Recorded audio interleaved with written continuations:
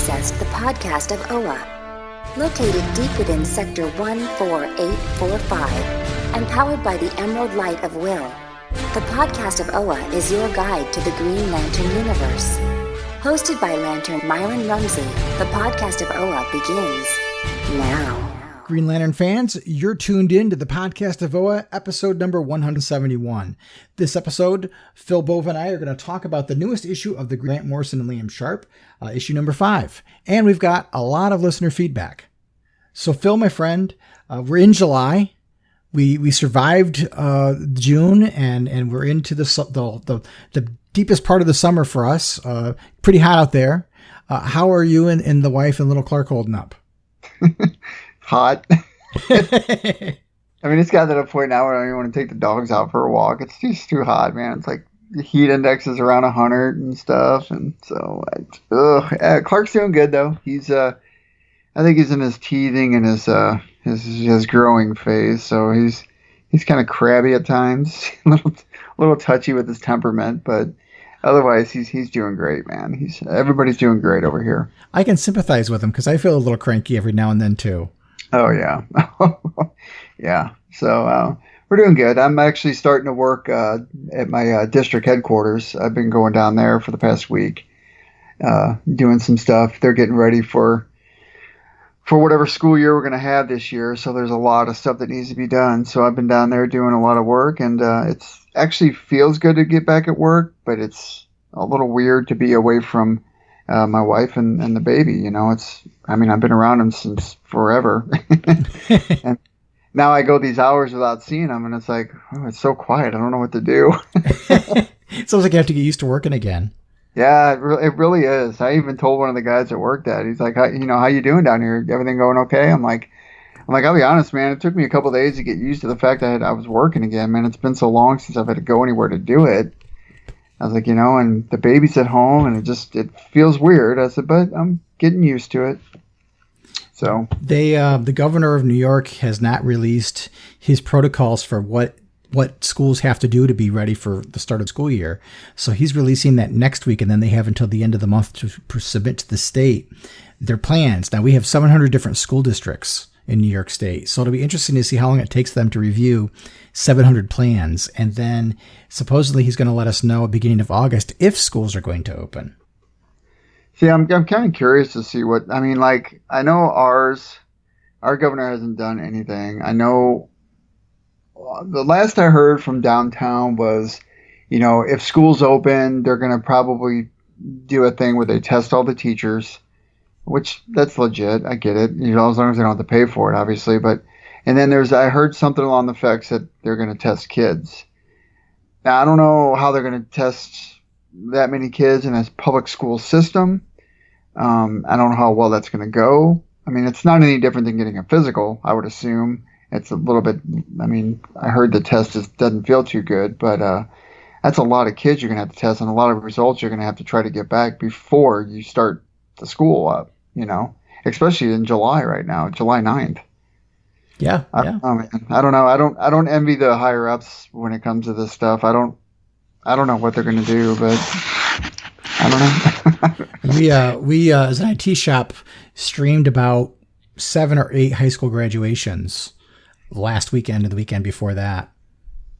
Yeah, we're doing a big one for our district in July, end of July, and they're doing it at Busch Stadium, which is where the St. Louis Cardinals play, and Cedric the Entertainer is going to be the guest. Well, that's pretty neat. That's pretty cool. That'll be fun. I'm looking forward to working it. It's going to be a good time. So back to the Green Lantern stuff. There's a little bit of Green Lantern news, not a whole lot out there right now. One of the things I do want to do before we talk too much about Green Lantern news is give a big shout out to our good friends on the Lantern Cast. They just released their 400th episode. Wow. Yeah. And what they did is they, Chad has been out with health issues. So they kind of had three $3.99 episodes. They had like a $3.99A, $3.99B, $3.99C. And they were kind of stretching it out. And then Chad is back for episode number 400. In fact, Mark and Chad have the original two hosts of the Lantern Cast on with them for that episode. And that's where they did the review of the Green 80th anniversary special. So if you listen to our last episode where we talked about it, you can listen to their comments and commentary. It was interesting. A lot of their things lined up with ours. The very similar opinions in some ways, very different in others, which I think is great for Green Lantern fans because you can hear different voices and get different opinions. Yeah. Yeah, those guys are always a blast. I love talking to them guys. Yeah, I do too. Other Green Lantern type news, the Snyder Cut is supposed to be coming out next year, and there's been all kinds of things coming out about the Snyder Cut and what's happening. Junkie XL is coming back to do the music and that kind of stuff. And somebody asked Snyder, I don't know if it was on social media, if it was on some other kind of platform, but they asked Snyder about Green Lantern, and he basically just replied with a wink. So, we talked about it a little bit before. There was rumors that there were going to be other Green Lanterns. Kilowog and Tomare were going to show up and talk to Bruce Wayne at some point, and that may have been the cutscene. I'm not sure, but there was also rumor that there was in a cutscene during the credits that you were going to see Hal get the ring, leading to Justice League Part 2. So who knows what's going to happen, but it kind of got me a little jazzed just because I'm interested in seeing it. And then I don't know if you're aware or if our listeners are aware, but there's a DC Fandom event coming up in August. And during that event, they're going to be doing all kinds of things about upcoming projects, not just in the comics, but with movies and HBO Max. So maybe, just maybe, we'll get to hear something about the Green Lantern show then, Hope. So I was reading an article about the Snyder Cut. I guess it was yesterday, and apparently Warner Brothers is hands off on this. This is all Snyder. They're not having any oversight in this. They're as far as the creative side goes, they're giving him full liberties to do what he wants to finish this film, which I think is a good thing because he finally gets to do what he wants to do, and you don't have the. I'm hoping that when this comes out. I'm looking forward to seeing it anyway. I think it's going to be amazing. I think it's going to be 10 times better than what was put out. And I'm hoping that everybody can forget the Joss Whedon one. You know what I mean? Because I don't like that guy anyway. But as far as the fandom goes, I wonder if somewhere along the way this particular film, the Snyder Cut, is going to spin off into the HBO Max Green Lantern Corps series. Because somebody posted somewhere that DC Warner is interested in doing a Justice League Rebirth film, which I guess would be a follow-up to this. And I don't know. I don't know where it would fall in line, of course, but that's another rumor that I heard too. So, but at this point, it's all conjecture. Right. Yeah. The other thing I keep hearing too is that the Flashpoint movie would reset the DC movie universe. Right. Kind of thing. But it's like you said, it's all conjecture, and it's hard to tell what's a real news story and what isn't, because what seems to be happening is an unreliable news source will make a real, I don't want to say far-fetched, but a very provocative headline. And then other sites will pick up on it and repeat it. And then suddenly people put a lot of stock in it because it's been repeated enough times. Yeah. And it's really unfortunate because, unless it's a sourced place or someplace with a really good reputation, like if you're getting it from Cosmic Book News or We Got This Covered, 99.9% of the time, not true. And they like to make these sensational headlines to get hits on their websites. Yeah, you're right. It's one of the things that when I do the stuff in the blog of OA, I try intentionally not to do sensationalistic headlines. I try to be very factual, which probably doesn't help me in terms of getting traffic. But I guess I would much rather be a place where Green Lantern fans know that if they see it on the blog of OA, they know it's true. And unless it's something where I say it's an exclusive or something, I'm just repeating news from a reputable source, or I'm projecting my own opinions on things and doing an editorial, and I'll label it clearly it's an editorial. Or if it's conjecture on my part, I'll say that, there's no source. It's conjecture on my part. I've had times when I've been given information from people at DC Comics that I haven't been able to repeat because they trust me and ask me not to repeat it.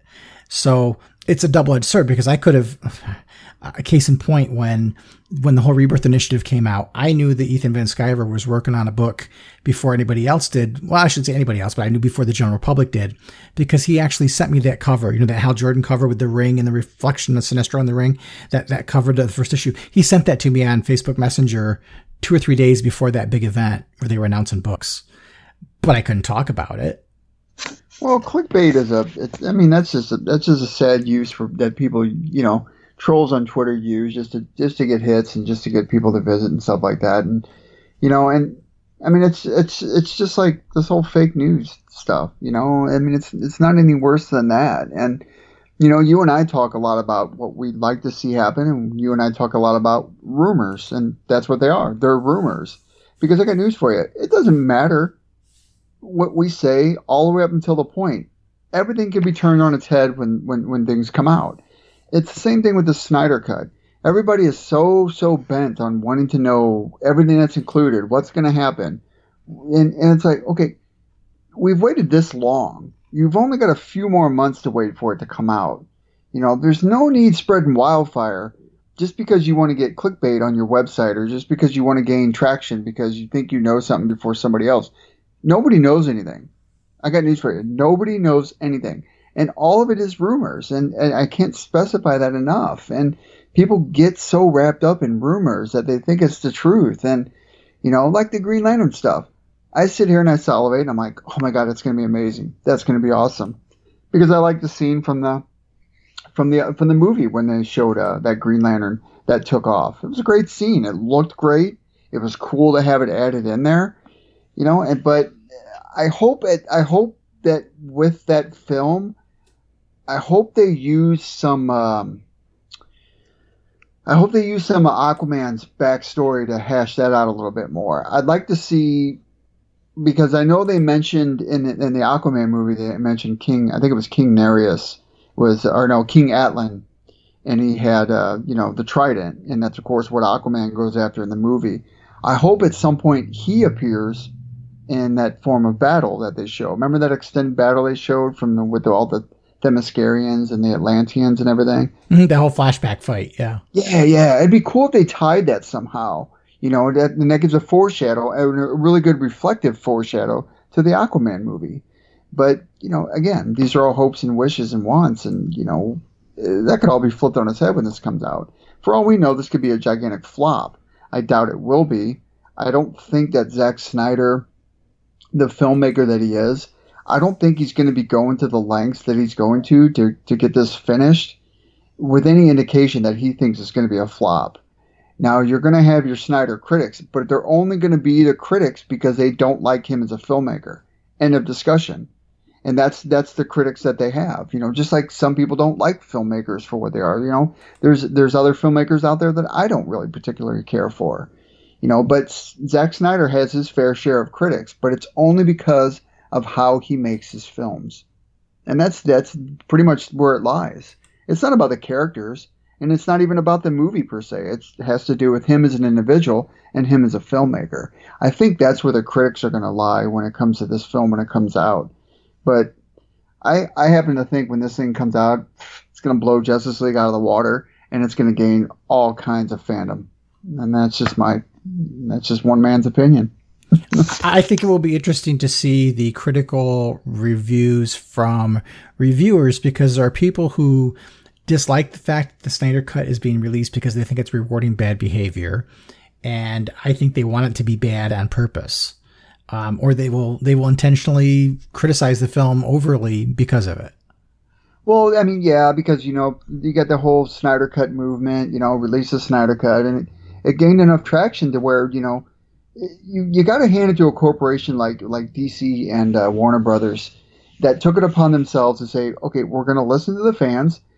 Let's see what happens. There's no harm, no foul being done. Besides, you're going to lose some money over it. I don't think you're going to get that much bad criticism from this movie, any more so than they did after the Justice League and the aftermath that followed, with Whedon taking over and this and that and hearsay and that say. I mean, you have nothing to lose at this point because you're putting it on a streaming service. And anybody who knows it's a streaming service, you want to watch it, that means you have to pay to sign up to watch it. You can't criticize the film and criticize the filmmakers, nor could you criticize HBO Max or DC or Time Warner because you paid to want to see that film.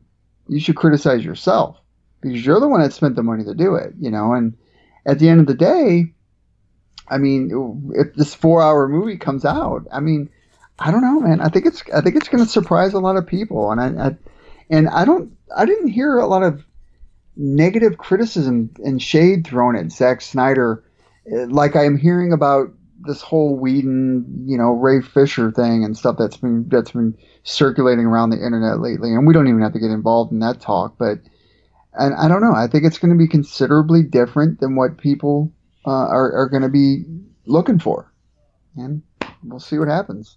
Agreed. I'm stoked regardless. I don't care. I signed up for HBO Max when I knew it was going to be on there. I stand by it, and I'm looking forward to it. I like Zack Snyder as a filmmaker. I liked all his films, Sucker Punch, 300. They're all great, and I'm really wanting to see how he finishes his product because I don't like what they did with the Whedon version. If it's going to be considerably different than what Snyder did, and only time will tell what that's going to do. I'm glad that he's getting the opportunity to completion of the film. Yeah. So we'll get to see what it was he really had in mind. So I'm looking forward to that. And the last thing to talk about was this is a rumor that just came out today. And I know we just talked about rumors a minute ago. I like the conjecture and think about some of the things that come out and kind of think about the what ifs. And one of the things that came out recently was, you and I talked over several different episodes talking about this whole 5G initiative that was supposed to start with a comic book day Generation 0 book and so on, or Generation 1 book. And it was supposed to end with a 5G, and rumors was it was going to be a reboot of the DC universe with different people taking on the mantles of the characters that we've come to know and love.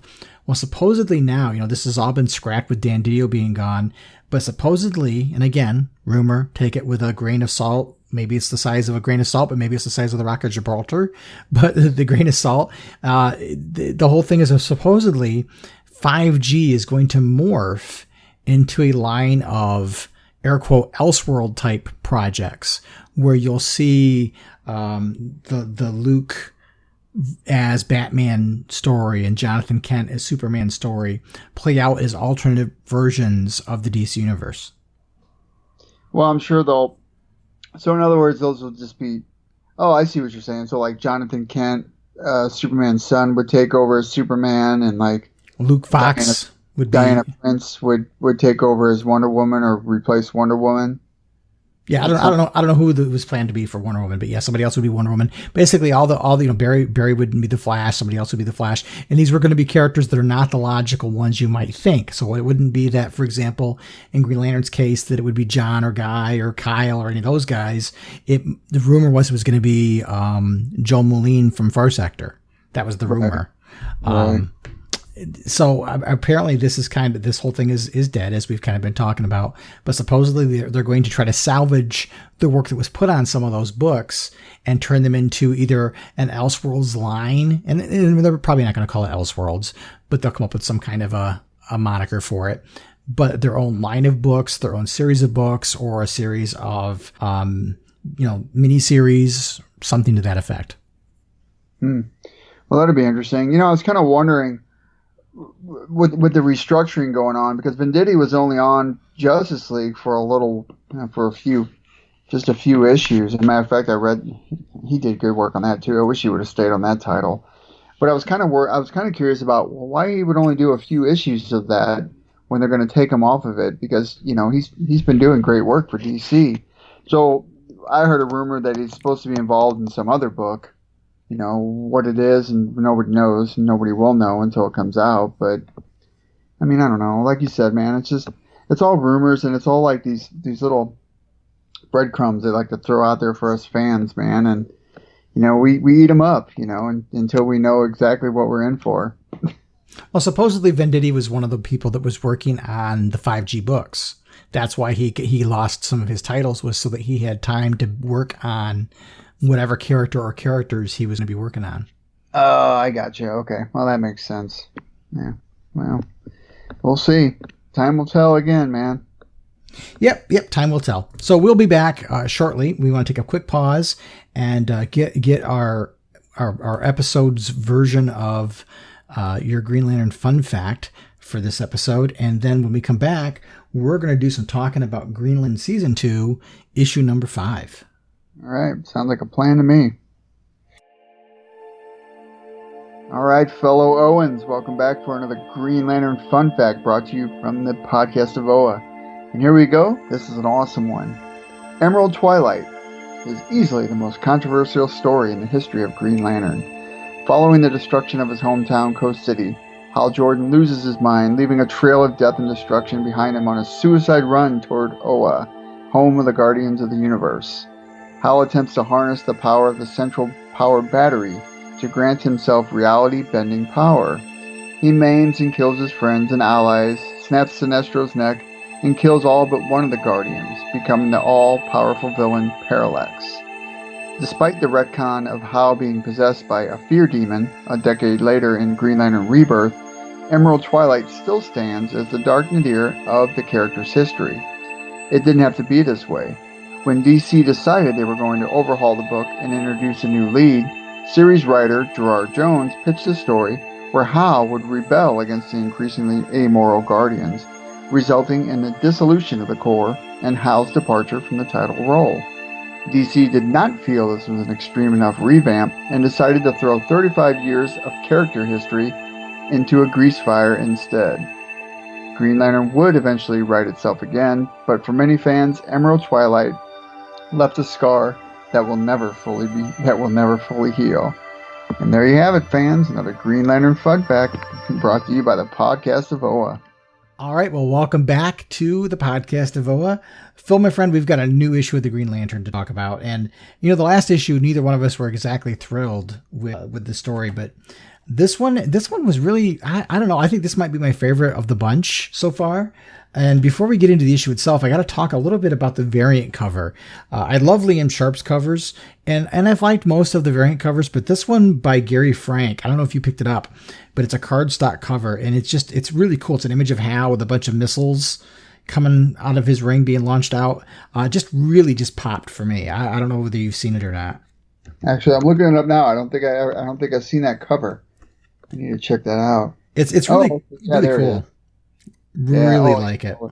Yeah, with all the missiles coming out from behind them. Yeah. It is cool. Really neat stuff. And in this issue, if you bought the floppy paper, the regular floppy issue had an ad for the 80th anniversary issue, basically a 2-page ad for the 80th anniversary special, and then the DC maintain social distance ad 2-pager was Tony Daniel, Cyborg, and Hal sketch or drawing with the 6 feet apart. The 6 feet is a ring construct. Oh, that's pretty cool. That's really neat. So we actually got some Green Lantern stuff in the ads this time around, which was neat. I should put those up in my school. Oh, that'd be cool. Yeah, it'd be cool if you could get posters of these if they offered them for schools. That would be a neat idea.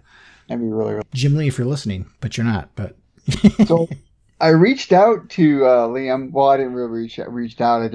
I posted a response on Twitter, and I made sure I included him and Grant Morrison in it. About this being my favorite issue that I've seen probably since season 1 and this season 2, and because the artwork alone, it had me. And it was funny because he responded that he loves how Grant pushes the medium. For me, it's fun working it out, which I have to do it to draw it. There are so many references and moving parts. His brain astounds me. And I told him in response, I said, you both are pushing boundaries. I said, they're moving far beyond what other writers and artists are doing with the medium. I said, truly, you guys should be damn proud of your accomplishments. Damn proud. I know I am reading each one, and I'm loving each. I just love this issue. I thought it was the best work that Sharp has done since he began this. And the art just sold me on it, hands down. Yeah, this issue was a clear love letter to Jack Kirby and Jim Steranko. Yeah. Just loved it. In terms of the design styles, I mean, when you see the Orintho babies, which I, in my review, called them the Orintho teens at this point, when they jump out, that could be straight out of New Gods. The use of the Ben-Day dots, even the panel layout and the way that the way that the boxes are done and the dialogue and the very, I don't want to say simplistic, but not overly complex lettering. It's very standard and straightforward. And even the panel design in the beginning with the yellow backgrounds on the pages and so on, I just thought it was fantastic. I loved it. And, we get to see the main plot of the story really get shoved forward. And whether that's because this issue was probably being done around the time they were still under the idea that it was going to be 8 issues instead of 12. But it did push things forward. But I just, the art sensibilities alone to this book, I could care if the story was good or not. I'd buy it just for the art to look at it. Sure, it lacks some of the detail, but it's also because it's an homage to that art style where there wasn't necessarily a ton of detail, but it just looks, it looks like you bought a book that Jim Kirby worked on. And I don't mean that as a way of saying that Liam Sharp is trying to rip off that art style. It's clearly an homage. It's clearly meant to evoke some of that stuff. And even when it comes to Grant's dialogue, it opens up with Hal Carr saying "great quivering quirks." And at one point, Hyperman says something about being a panty waist. I mean, when's the last time you saw panty waist in a comic book, right? Right. The thing I liked, the thing that impressed me the most was the fact that Liam Sharp can draw on a style that is far removed. Okay, let's look at this in perspective, people. Well, look at his work that he's done on Brave and the Bold. Look at the work he's done all the way up to this point in Green Lantern series. To take yourself out of your own specific medium on how you draw and to extrapolate your artwork into somebody else's art from a different time era, that takes talent. Okay, that takes extreme talent. That's not easy. It's not something that you can just say, well, I'm going to draw this figure like such and such did. Man, there's not a lot of artists out there that can mimic that particular style. And to pay homage to another artist in a way that he's done with this book, I mean, hands down, probably the most impressive kind of work that anybody can do when they're drawing a comic book. I mean, the guy that Zorro Vorn, he looks like Ming the Merciless. It reminds me of those old Flash Gordon comics from back in that time era, those old sci-fi books. It's just great looking stuff, and the art and the colors just.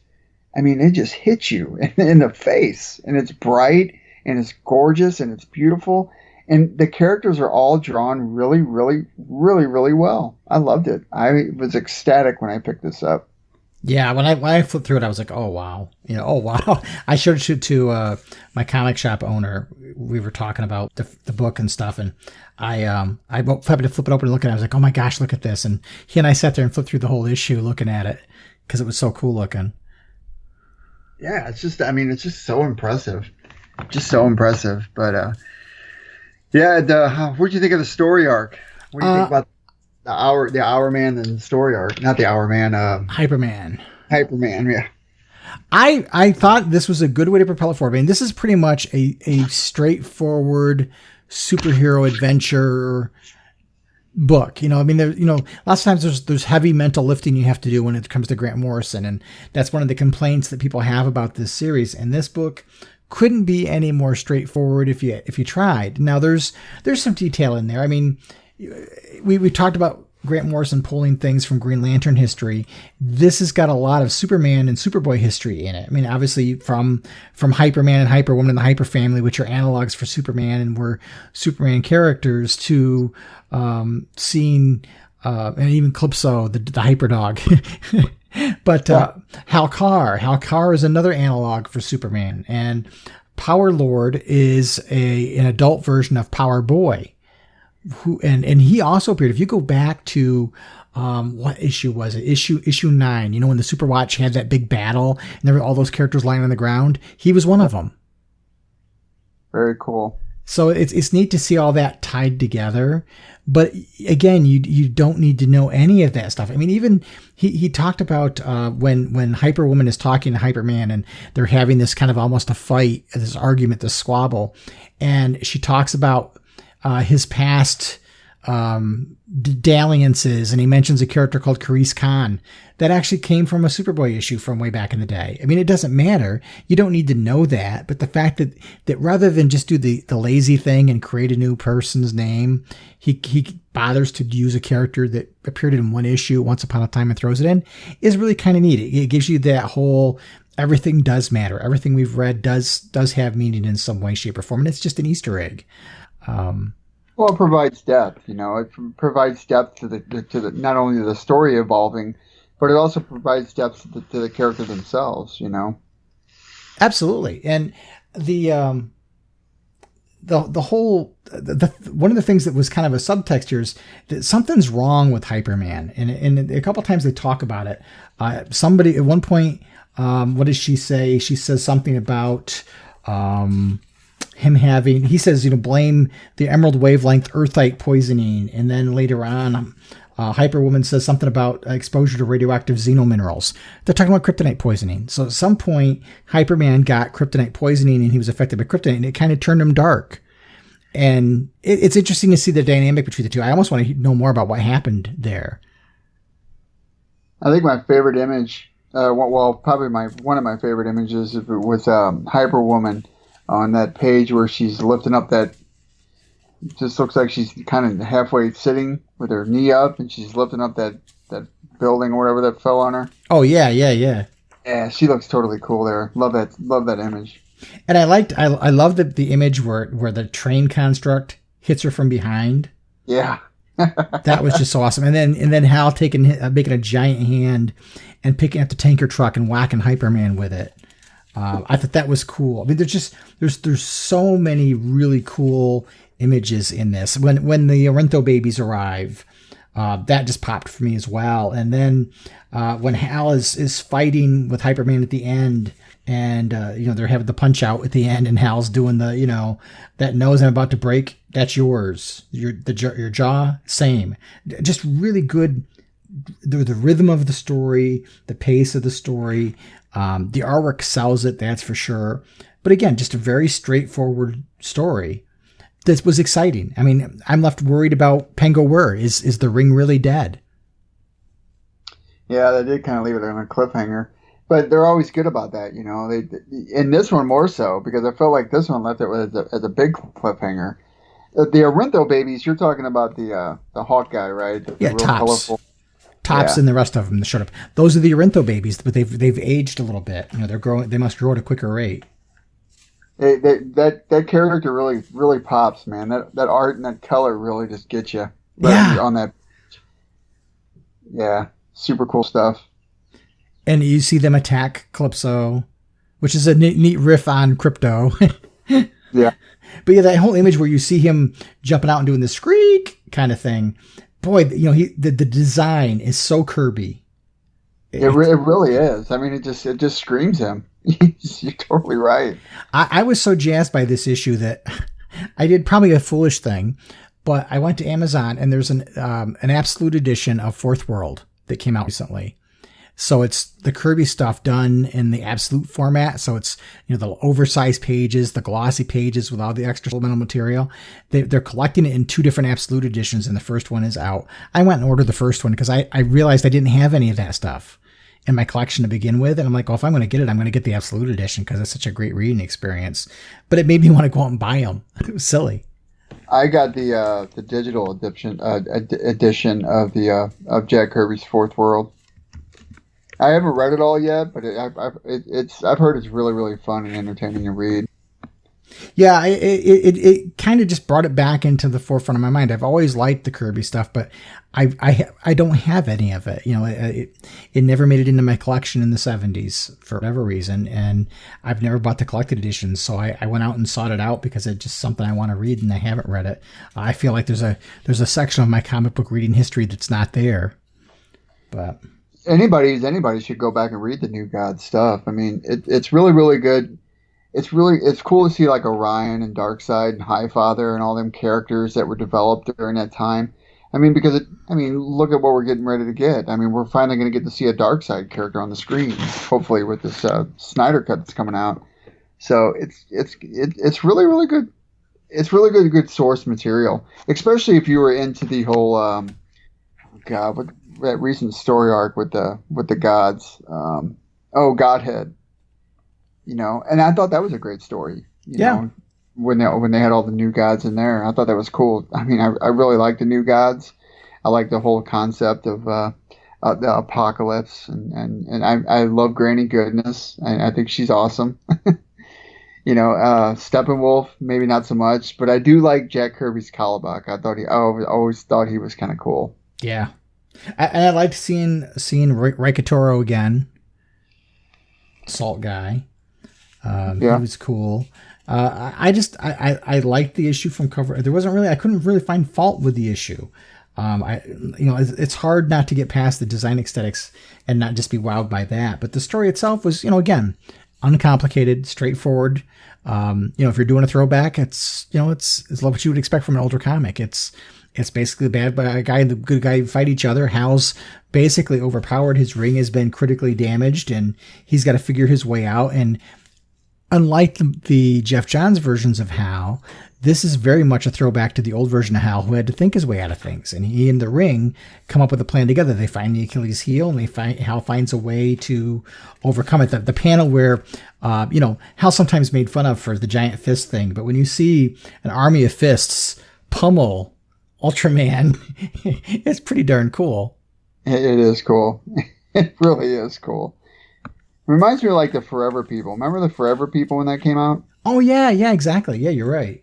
Yeah, and they brought that out. That wasn't recently. It was a few years back, obviously.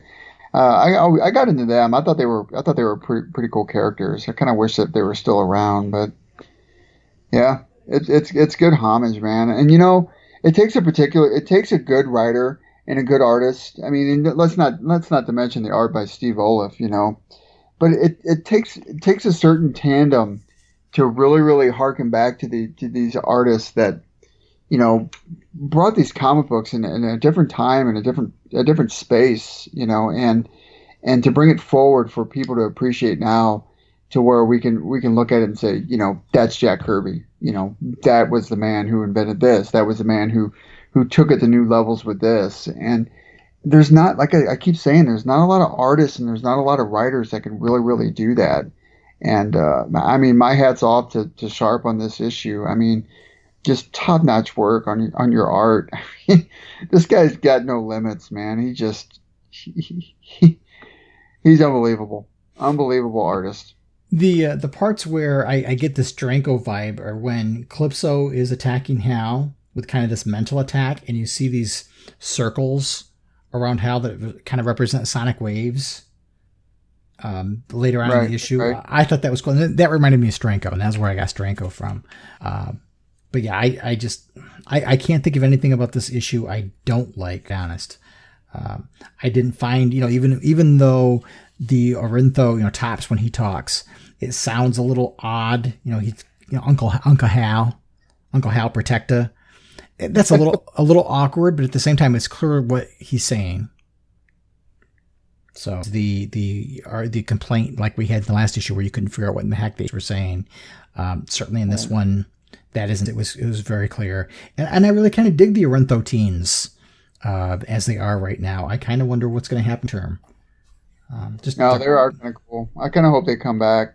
Yeah, I do too. I mean, we don't know what's going to happen after these 12 issues, but this issue ends with the big, the Guardians show back up again after kind of warning Hal earlier in the issue, and basically said, so begins the Ultra War. So what's going to cause that? I don't know. It maybe has something to do with when Hyper Woman left, because she kind of left Hyperman and Calypso to deal with Hal after she damaged the ring, to go take care of something on Throne World, as she said in her bit of dialogue before she leaves.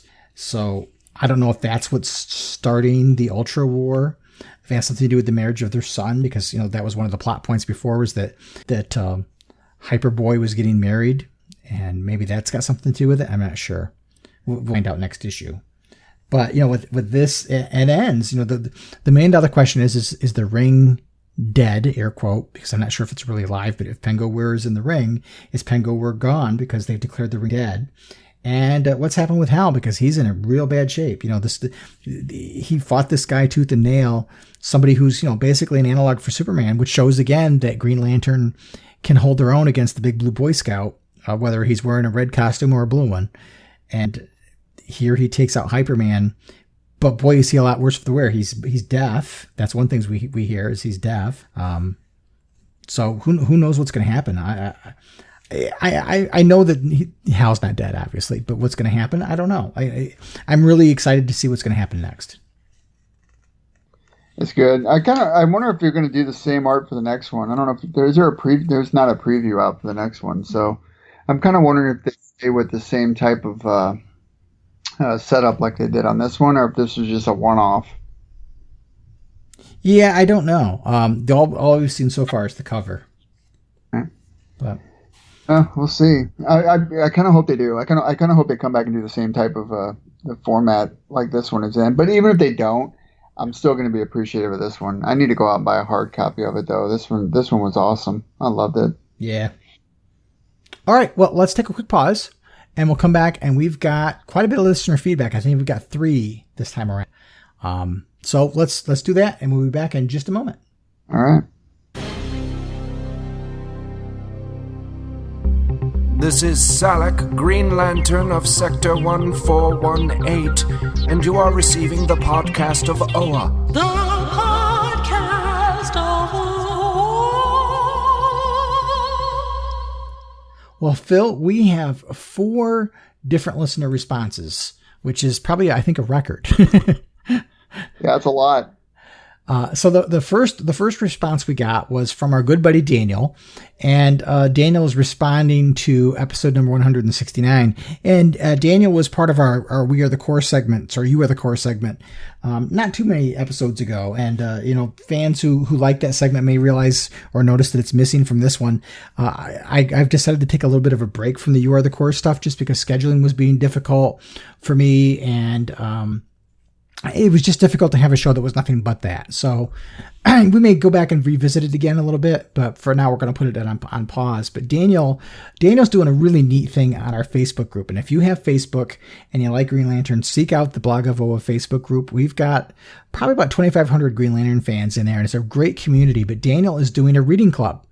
So Daniel has been doing, getting people to read the books together, and then doing Facebook Live to have virtual gatherings of comic book fans to talk about the Green Lantern books, which I think is awesome. And it's not anything I asked Daniel to do. He came to me and said, "Hey, do you mind if I do this?" And I'm like, absolutely. It adds value to what we're doing as a community of fans during this difficult time where people can't get together. So, I praise you at all.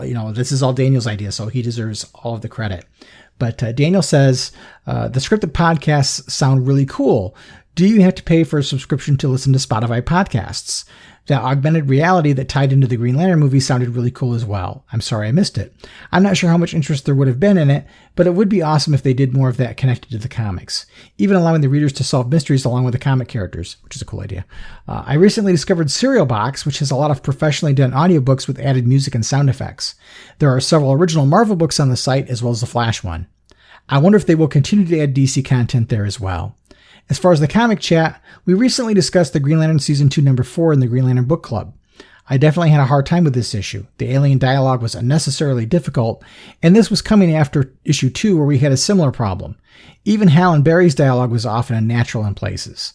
And the last couple of issues have been disjointed with Hal just having a spew of dialogue to explain everything because it wasn't laid out in the rest of the issue. Also, why were the aliens taking the shape of toys to invade Earth other than the fact that it had to connect to Olivia Reynolds in some way? The poem left me with questions as well. I have not been a huge fan of the last few issues, and I find myself looking forward to getting back into space and on with the main plot again. But I think, like most of Morrison's stuff, it will read better altogether. As always, thanks for the fun content. Yeah, he's right about a lot of stuff. I think the toy thing was just a callback to him being a toy salesman with Olivia Reynolds. It's probably just a little knock to that time era, I guess. Yeah, I gotta say that issue was probably the weakest of the entire run so far. Sure. But and for those that don't remember, the thing was the DC and Warner Brothers are working with Spotify to have some serialized podcasts. And to answer Dana's question, you do not have to pay for a subscription to listen to Spotify podcasts. However, if you do the premium version, which you do pay for, it does remove the ads. So that's kind of how that works. I will say this, that if you're going to pay for anything in your life, pay for Spotify Premium. It is gold. Is it? Is it? I have not done it myself. My wife and I love our Spotify. We build playlists all the time, and it has everything on there, and that's all I'll say. Go out and get it. It's awesome. It has the podcast of Oa on it. What better place for it? It's one of the best. Shameless self-promotion. Shameless self-promotion. I can't talk. The augmented reality thing was a game that they did for the Green Lantern movie. And yeah, it'd be neat to see that. That did not fare well. I think people didn't get it. I think the ad that they used to test that whole game was too difficult for people to figure out what was going on. So, because I remember there were maybe 20 people doing it, which is not a lot. But I co-sign it, and Daniel does talk about the book club that he's doing on Facebook, and I really tout that. I think it's great. Yeah, go ham, man. That's really, really cool for him to do that. I wonder what kind of readers he gets on there. Like, I wonder if they're new readers. I wonder if they're veteran Green Lantern Corps fans. I'd be kind of curious to see what his dynamic is on who gets on there to involve themselves in it, Yeah, I haven't been on it yet myself. I should really do it. My life has just been rather hectic, and it has been hard for me to find that kind of time down and do it. And I feel like people get my opinions on the website and on the podcast anyway, and I don't want to. I'm not that kind of an attention whore, I guess. I'd rather it be something that the people who are listening get kind of their own little community thing going. So I think that's cool. You're so modest.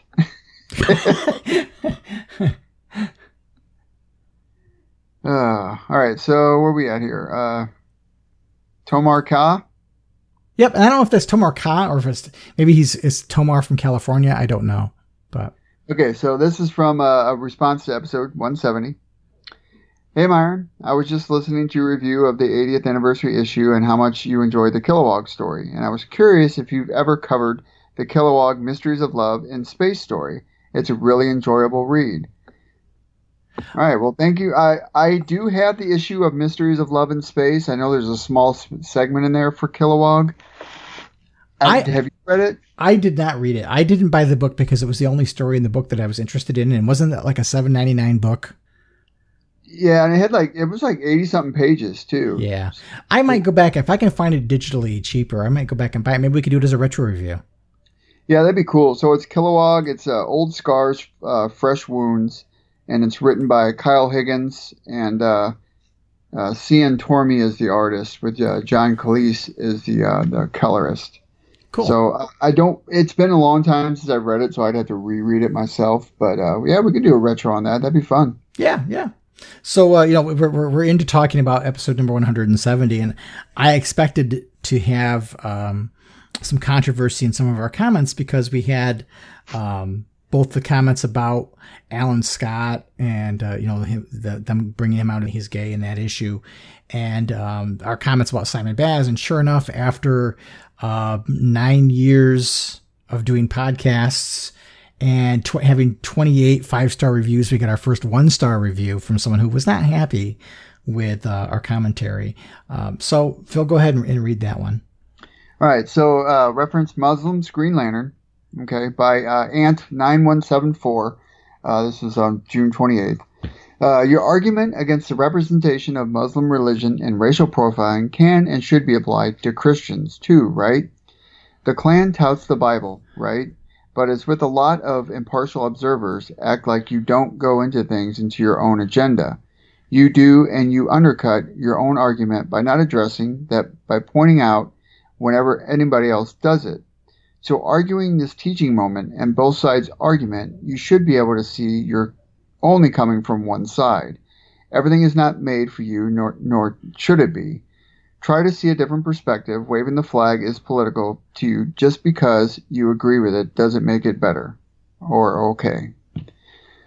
So, I mean, it's a lot to unpack. And, I'm only going to say that, I make it a point when we talk about, I rail on Simon a lot. Okay. I rail on him all the time. And anybody who's out there who listens to me knows I don't like the character. I don't like the character because I don't like the character.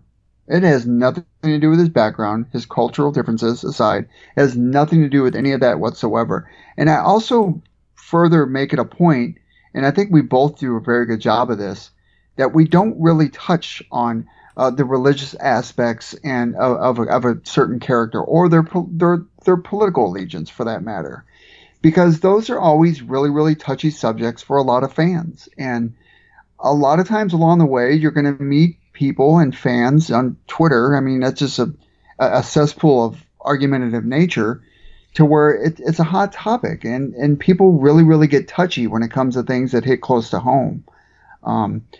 I'm not really sure how else I can respond to a negative review besides to say that I don't want to see somebody get offended by our commentary on it, because it's nothing personal.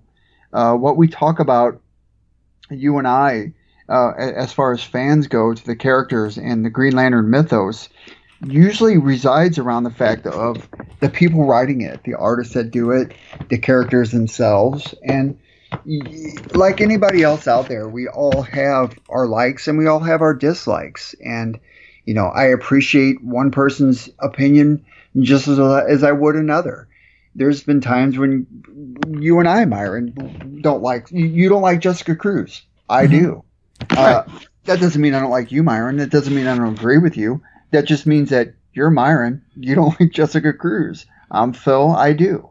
And that's where fandom lies. I mean, everybody out there is allowed to have their own allegiance to who they want to have their allegiance to. And for whatever reasons that back that up, I encourage that. But there's also a fine line you draw when you touch on a subject that maybe hits too close to home. And, I think that you and I have done a very good job by keeping our biases out when it comes to certain rhetoric, even though it doesn't exactly align with what we do and what we don't like. True. And that's all I can really say about it, because I don't want to upset this person anymore. I don't want to upset anybody, especially when I'm the co-host on your podcast. And, I don't want to see anybody getting mad or upset. Besides, I will say that I apologize that he or she maybe took it in a different context than it was intended. But that's what happens when you don't really, really fully understand the whole entire rhetoric that revolves around a topic of conversation. Right. And it's interesting because I don't think anywhere did either one of us make a comment about it doesn't apply to Christians. Or no. we in the topic of the Klan, I'm sure they tout the Bible, but whenever you see the Klan anywhere, you see people protesting the Klan who are Christians. Yeah.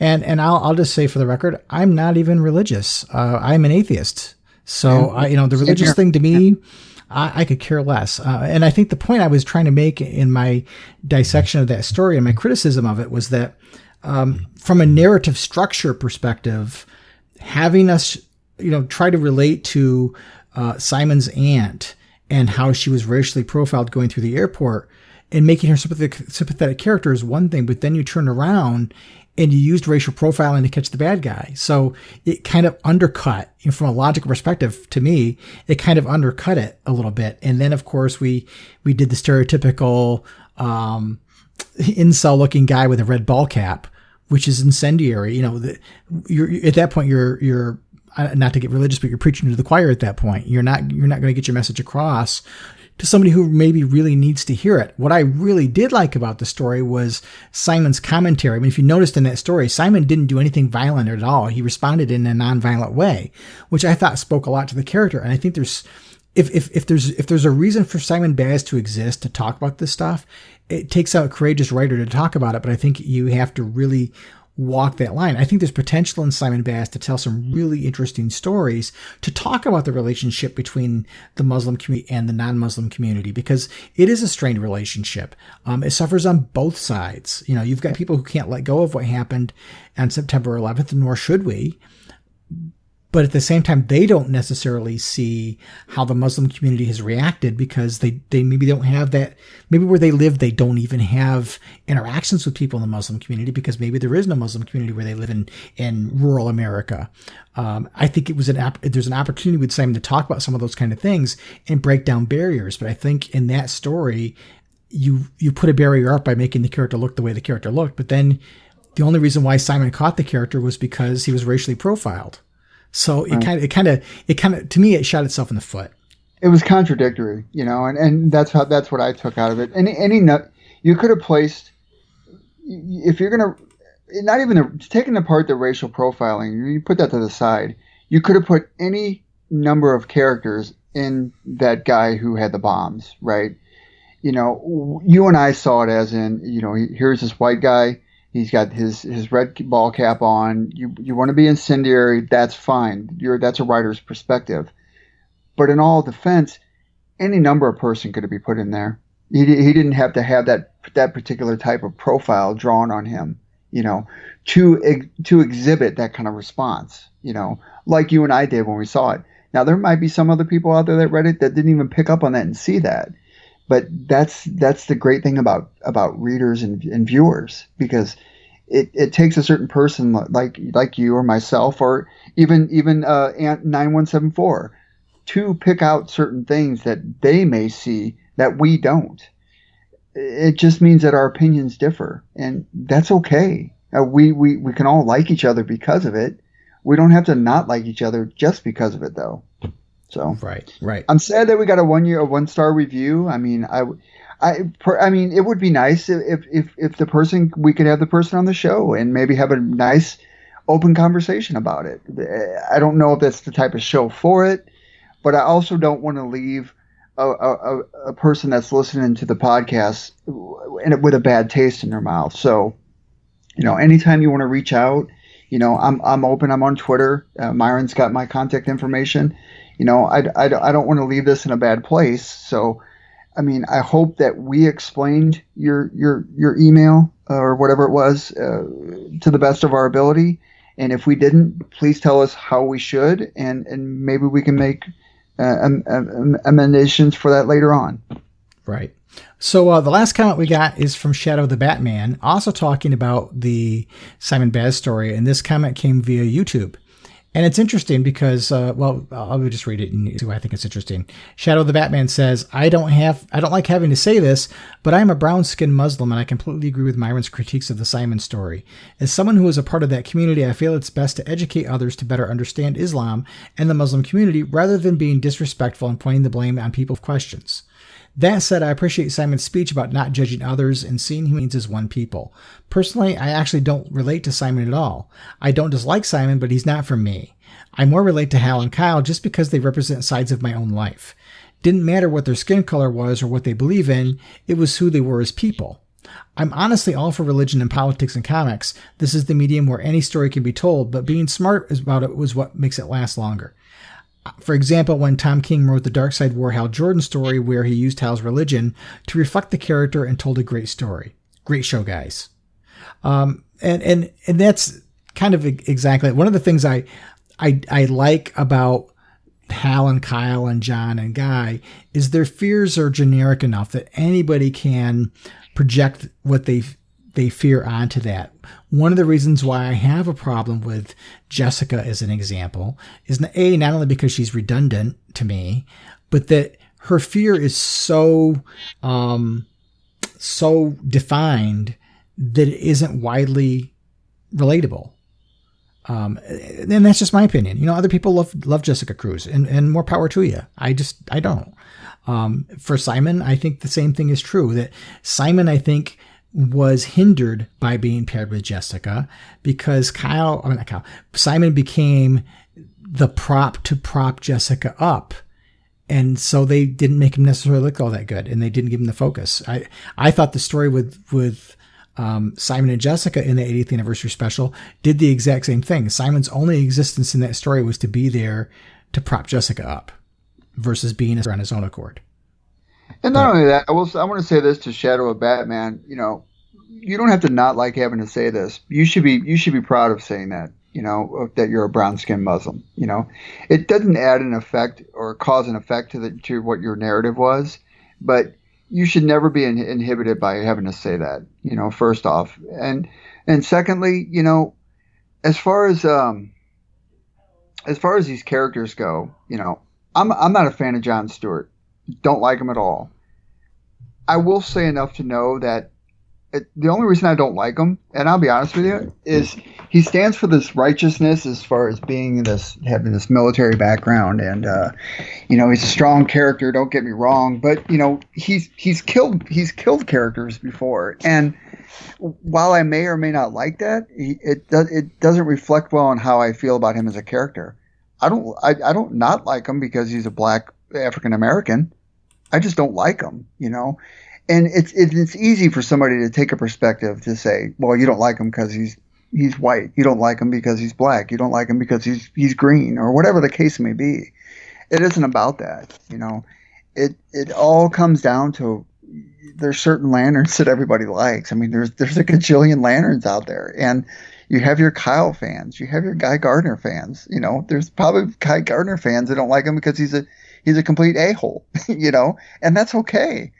I like him because he's funny, but there's this whole fine line of drawing criticism just because of a certain thing you don't like. And I just don't like when comics fight, we're all in this medium and we all love these characters and these stories and stuff like that. And I think there's room enough for everybody, diversity aside, even with diversity included.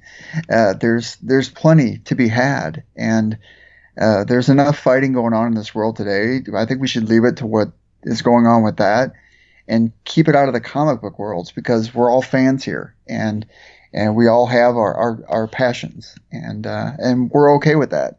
And I appreciate Shadow of the Bat writing in again. He's written in before, and he always has good points. And like his commentary said, I mean, he kind of backs up what you had specifically stated about the Simon story, and I'll leave it at that. And I appreciate him writing in as always. I appreciate everybody for making comments, whether you're leaving a review on iTunes, or you're leaving a comment on the website, or a comment on the YouTube video, or on Twitter. And if you want to, if you want to have something a little more prolonged in terms of conversation, feel free to email us at podcast@blogofoa.com, because there's no text limit there. And that's where we get some of the content that we talk about during our listener feedback. And the other thing is through our voicemail line. If you call 406-POD-OA, which to turn that into numbers is 406-763-6362, you'll get a Google Voice line where you can leave a voicemail a minute in length. And, we'd love to hear from folks, but I think everybody's got their own opinions. And I think one of the problems the Green Lantern franchise has had is that since we've gone down to 1 or 2 books, people who are fans of certain characters are feeling disenfranchised because there's nothing there with their favorite lantern in it. And I totally get that. I think, to me, that underscores the problem we have with too many Earth hero lanterns, is that there's not enough. When things are really good, there's enough comics to support them. But when things aren't as good, things aren't as popular, and we're in a downturn like we are right now, there's not enough panel time to suit all the fans of all these different characters. And in the middle of all that, we're adding more lanterns to it. I would challenge any comic book creator to create a new character with a new power set, not just say, hey, I want a character that has these character traits. What do I do with them? And DC says, well, give them a power ring or make them super fast, because that seems to be the solution these days. Right. Yep, you're right. Uh-huh.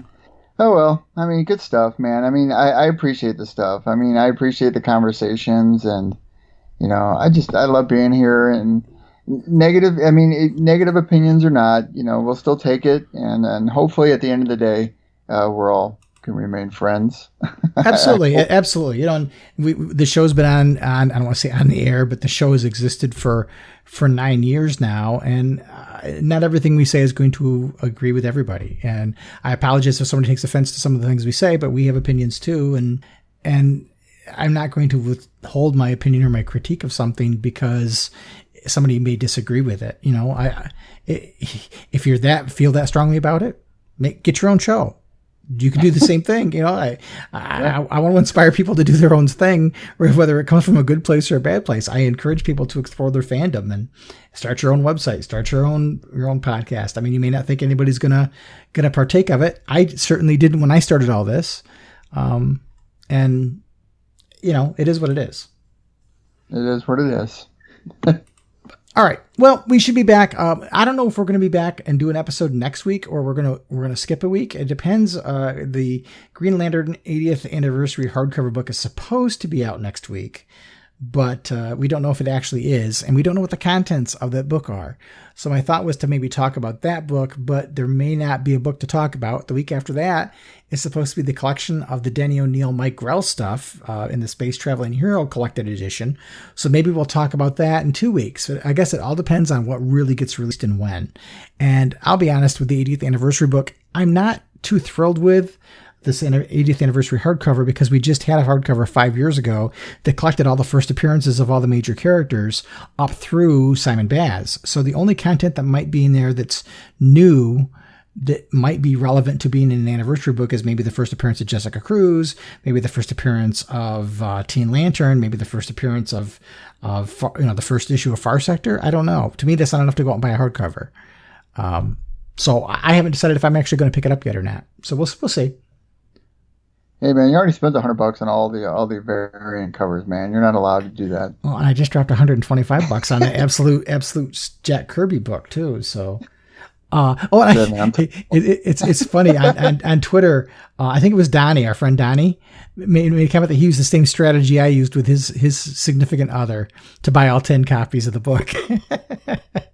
the discount plan where that's funny. He always responds to my stuff. He's a good guy. He's funny. It makes me. I wonder if I should start a marital tip podcast. Oh wow. So we'll be back either next week or the week after.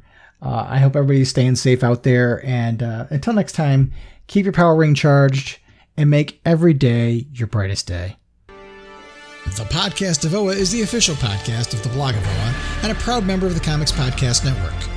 Share your comments and questions by calling the show's voicemail line at 406-POD-OA. That's 406-763-6362. You can send your emails to podcast@blogofoa.com. You can also find the Blog of OA and the Podcast of OA on Twitter and Facebook. Green Lantern and other related characters are the copyrighted property of DC Comics Incorporated and are used without permission. The Blog of OA and the Podcast of OA are fan productions and do not claim any ownership over the Green Lantern or any other copyrighted properties.